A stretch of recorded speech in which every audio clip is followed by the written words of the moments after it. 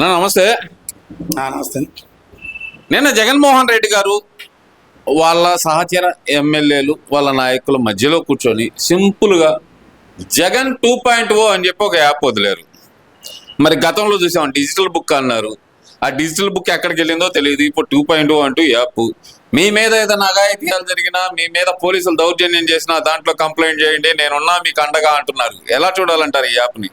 ముందుగా అందరికీ నమస్కారాలు. జగన్మోహన్ రెడ్డి గారు కొత్త వేషాన్ని ఎంచుకున్నాడు ప్రెసిడెంట్. ప్రస్తుతానికి రాష్ట్ర ప్రభుత్వం నుంచి ఆయనకి ఇటువంటి రాష్ట్ర ప్రభుత్వం తప్పిదాలు ఎక్కడ దొరక్క ప్రజల నుంచి ఇదన్నా ఇది చేద్దామనే ఆలోచనతో ముందుకు ఇప్పుడు బయటకు వచ్చి కొత్త 2.0 ఆయన యాప్ను తీసుకొచ్చాడు. ప్రజలకి ప్రభుత్వానికి మధ్యలో ఎంతో సఖ్యంగా ప్రభుత్వం నడుస్తుంది. ఈ జగన్మోహన్ రెడ్డి రాజకీయ నిరుద్యోగి జగన్మోహన్ రెడ్డి గారికి ప్రభుత్వం మీద కానీ ఎక్కడా కూడా ఎటువంటి మచ్చ దొరక్క ఎక్కడ ఇది కాక వాళ్ళ కార్యకర్తలకు కూడా ఇది సంక్షేమ పథకాలు అందుతూ సంతోషంగా ఉన్న పరిస్థితిలో కూడా వాళ్ళ కార్యకర్తల నుంచి డేటా రాలేక వాళ్ళకి ఎక్కడ ఏ తప్పిదం జరుగుతుందో, ఏ తప్పు జరిగితే మన దగ్గర తీసుకురాని నేను వాళ్ళ కార్యకర్తలకు చెప్పిన, వాళ్ళ నాయకులకు చెప్పిన, వాళ్ళకి ఎటువంటి చిన్నపాటి తప్పిదం కూడా ప్రభుత్వం మీద దొరకట్లా. అందుకని ఏదో అతను కావాలని అతను నేనున్నానని చెప్పడం కోసం ఇలాంటివి క్రియేట్ చేయటం. 2.0 అంటే ఏంటంటే మీ ప్రభుత్వం రేపు వస్తే రప్పా నరుకుతాం, తెగ నరుకుతాం, ఇవే కదా మీరు నేర్పుతుంది. వాటి గురించి పెట్టాలా? ఏమండి, మీరేదో చెబుతున్న కొత్తగా అనేక నిర్వచనాలు తెస్తున్నారు చిన్నపిల్లలే కదా అని. ఏమండి, మీ ప్రభుత్వంలో గత ప్రభుత్వంలో అంతకుముందు 2019 మధ్యలో కూడా 2014-19 మధ్యలో కోడికత్తి సీను ఆ కుర్రోడు మీ మీద అటెంప్ట్ చేసినప్పుడు ఆ అబ్బాయి పాపం, ఆ అబ్బాయి కూడా చిన్నపిల్లోడే, దగ్గర 14-15 ఏళ్ళు ఉంటాయి. ఆ రోజు ఆ చిన్నపిల్లడు కనపడలేదా? తెలియని పిల్లడు కనపడలేదా? ఏమండి, జగన్మోహన్ రెడ్డి గారు మీ ఎమ్మెల్సీ అనంతబాబు చిన్నపిల్లోడిని చేశాడు, ఆ డ్రైవర్ని, అతను కనపడలేదా మీకు? చిన్నపిల్లోడే కదా అతను. మీ పార్టీ కార్యకర్తలు, మీ పార్టీ నాయకులు ఒక రేపల్లెలో ఒక అమర్నాథ్ గౌడ్ అనే చిన్నపిల్లడు వాళ్ళ అక్కని చంపితే అతను కనపడలేదా? అతను కులం కనపడలేదా? నిన్న మీరు సిరిది అప్పలరాజు గారు ఫిషర్ మ్యాన్ వాళ్ళు చిన్న కులం అంటున్నారు. వీళ్ళందరూ చిన్న కులాలు కదా, ఎస్సీ కులాలు అంటే వేరే కులాలు కనపడరా? మీ పార్టీలో ఉన్న నాయకులకైతే కులాలు కనపడతాయా? ఇక తగ్గిమ వాళ్ళు కులాల్లో ఉండవు, గోత్రాలు ఉండవండి. నిన్న మీరు అసలు ప్రజలకి ఏ సందేశం ఇస్తున్నారో కూడా అర్థం కావట్లా. ఏది నిన్న సిరిది అప్పలరాజు కొడుకు యాక్సిడెంట్ చంపితే చిన్నపిల్లవాళ్ళే ఏం తెలియక చంపాడంటారు. మరి అందరికీ అండి మీరు చెప్పినట్టు మొన్న తెనాల్లో ఐటమ్ జరిగేది రౌడీ షీటర్లు ఇచ్చేస్తే దానికి వెళ్ళి పరామర్శిస్తున్నారు. అసలు మీకు మైండ్ అనేది ఉందా లేదా? ప్రజలకు ఏం మెసేజ్ ఇస్తున్నారో అర్థం కావట్లా. విజయవాడలో ఆ పిల్లల రౌడీ షీటర్ 23 ఏళ్ల వయసుకి 25 కేసులు ఉంటే ఆ అబ్బాయి చిన్నపిల్లడు అంటున్నారు. ఆ అబ్బాయిని ఇచ్చేసారు. ఆ అబ్బాయి అతను చేసిన దుర్మార్గాలు కనపడలా. చిన్నపిల్లల్ని కూడా వాళ్ళు ఇచ్చేసారు తెలుసా? అవన్నీ మీకు కనపడతలా. అంటే మీ పార్టీ తరఫున ఎవరు తప్పు చేసినా చిన్న లేదు పెద్ద లేదు, ఏదో అనుకోకుండా జరిగింది, ఏదో పొరపాట్లు జరిగిన భావం చెప్తున్నారు తప్పితే చట్టం ఎవరికైనా ఒకటే అనేది లేదు. మీ దగ్గరకు వచ్చే రాజ్యాంగాన్ని కూడా అవహేళన చేసే పరిస్థితి, మీ పరిస్థితికి వస్తే రాజ్యాంగాన్ని కూడా అవహేళన చేసే పరిస్థితిలో మీరున్నారు. మీరు ప్రజలకి ఏ మెసేజ్ ఇస్తున్నారో ఏంటో కూడా మీ నాయకులకు కూడా అర్థం కావట్లా.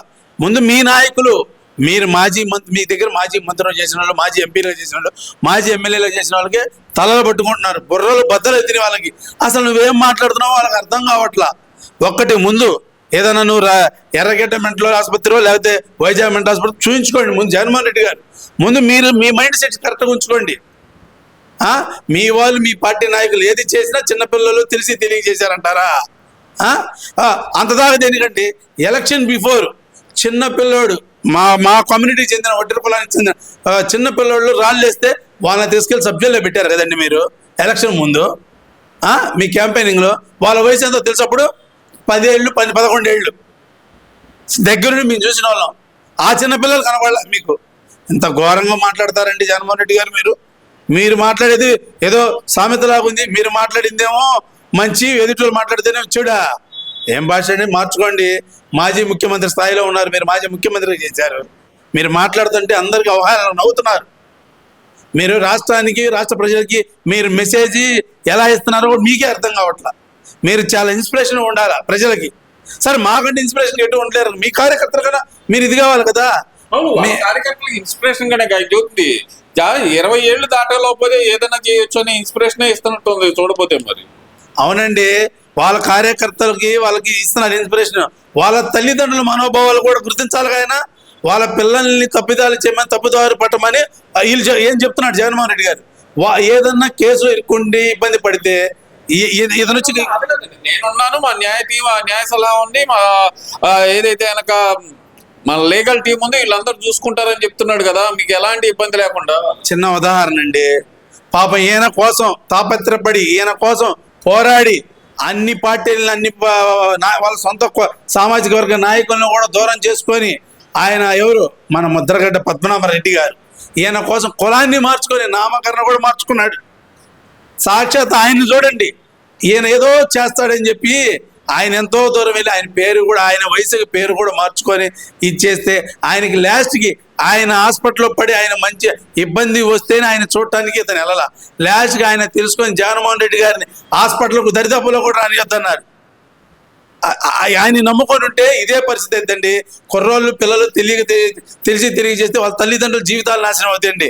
ఈయన మాటలు ముందుకెళ్తే పిల్లలు, అయా వైసీపీ కార్యకర్తలారా, నాయకులారా, మీ నాయకుడు మాట ముందుకెళ్తే మీ తల్లిదండ్రుల జీవితాలు నాశనం అవుతాయి, ఎక్కడ తెలుసుకోండి. అంటే ఎవరు కూడా ముందుకు రారాయా. ఆయన అసలు రాడు. లాస్ట్కి ఇప్పుడు ఎంత తండ్రి కూతురికి ఎంత ఇబ్బంది ఉన్నా చనిపోయినాక కూతురు చూడటానికి వెళ్తే అక్కడే కనపడి ఆయన నీచ రాజకీయ, నీచ సంస్కృతి, కన్న కూతుర్ని తండ్రి చివరి చూపు కూడా చూసుకొని కూడా చేసిన దుర్మార్గమైన పార్టీ, దుర్మార్గుడు ఆయన నాయకుడు జగన్మోహన్ రెడ్డి గారు. తల్లిదండ్రులకి తండ్రికి మధ్య ఏదో ఆ భేదాభిప్రాయాలు ఉంటాయి. చనిపోయినాక ఎవరు కూడా రావద్దు అనే భాష, రావద్దు అనే మాట ఎవరు కూడా అన్నారు. అది ఒక వైసీపీ నాయకులకి, వైసీపీ కార్యకర్తలకే చెల్లుబాటు అవుతుంది.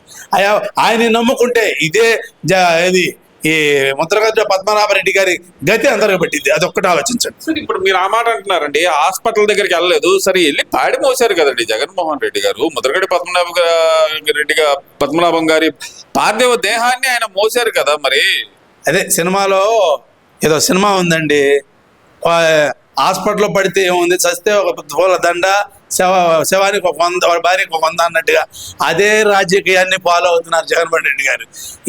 ఆయన హాస్పిటల్లో ఉన్నప్పుడు వెళ్ళి పరామర్శించి దగ్గరుండి ఇది చేస్తే ఆయన కాస్త కాకపోయినా కాస్త అయినా సంతోషపడి కొన్నాళ్ళైనా రికవర్ అయ్యి బతకట్టేవాడన్న ఆలోచన. ఎందుకంటారేమో ఆయన నమ్ముకున్న నాయకుడు వచ్చి పరామర్శిస్తే కాస్త నేనున్న పరిస్థితులు ఆయన వచ్చాడంటే, నా కోసం వచ్చాడంటే కాస్త సంతోషంగా.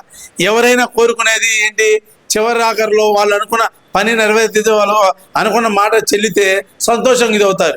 ఇప్పుడు మొన్న తెలంగాణలో ఒక పిల్లోడికి ఇబ్బంది అంటే పవన్ కళ్యాణ్ గారు చూడాలంటే పవన్ కళ్యాణ్ గారు వెళ్ళి పరామర్శించి చేస్తే ఆ పిల్లోడు ఎట్లా ఉన్నాడు ఇప్పుడు. అలాగా లాస్ట్లో చివరాఖరిలో కోరికలు ఉంటాయి. మీరు చావకముందే వెళ్ళి మంచి చేస్తే బాగుండేది. సచ్చినాకి పాడి మోస్తే ఏముందని ఆయన రాడు కదండి, ఇంకా తిరిగి రాగలుగుతాడా చెప్పండి. వాళ్ళ కూతురు మళ్ళీ ఆయన పార్థివ దేహాన్ని ఆయన దేహాన్ని చూసుకోగలిగిద్దా? ఇవన్నీ ఎవరు చెబుతారండి జగన్మోహన్ రెడ్డి గారు అని. మీ జమానా మీ మాట లేని పరిస్థితి పోయింది. ఏది మీ చెల్లిని మీ అమ్మని ఇది చేసినట్టుగా అందరు రాష్ట్రంలో ప్రజలందరూ తల్లిదండ్రులకి సొంతంలో దూరం అవ్వాలా, ఎవరు వాళ్ళ తల్లిదండ్రులు తల్లి బిడ్డలు విడిపోవాలా మీలాగానే ఆలోచన, మీ ధోరణి, మీ స్ట్రాటజీ. ఎవరికి వాళ్ళు దూరంగా ఉంటే మీ పబ్బం గడుపుకోవచ్చు అనే భావంలో మీరున్నారు. ప్రజలైతే ఆంధ్ర ప్రజలు ఎవరు మిమ్మల్ని నమ్మరు, విశ్వసించరు. మీరు చేస్తున్నది మీ దుర్మార్గాలన్నీ ఇప్పుడు ప్రజలందరూ గమనిస్తున్నారు. అదొక్కటి తెలుసుకోవాలి. Thank you.